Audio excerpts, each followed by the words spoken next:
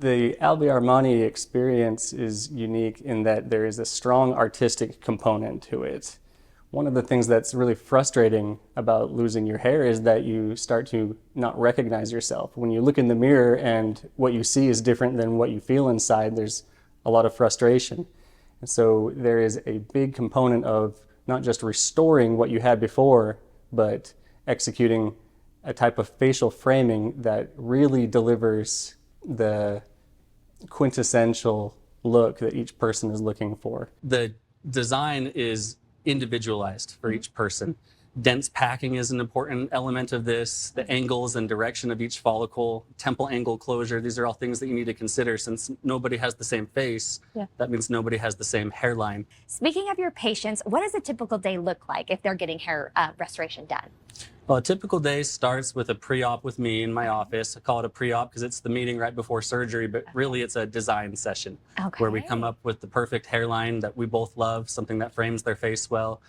After the pre-op part, then we go right into the surgery itself. The procedure is an all-day procedure. It's one follicle at a time, and that's part of the reason why it's such a difficult surgery is you have to have great attention to detail, and you can't lose focus. You have to replicate the same motion thousands of times over again, so it takes the whole day. With FUE, it's a time-consuming process, and not only is it a labor of love, there's an artistic component to that as well, making the donor area undetectable.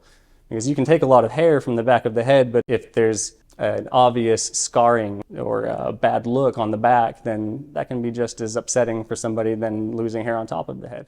One of the things that makes AlviArmani special is that the tools that we use have all been developed in-house, and we have spent years of tweaking and adjusting these instruments so that we can get the best results possible.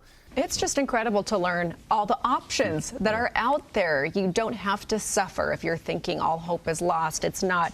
Do people come in and have a consultation and see what's best for them from there?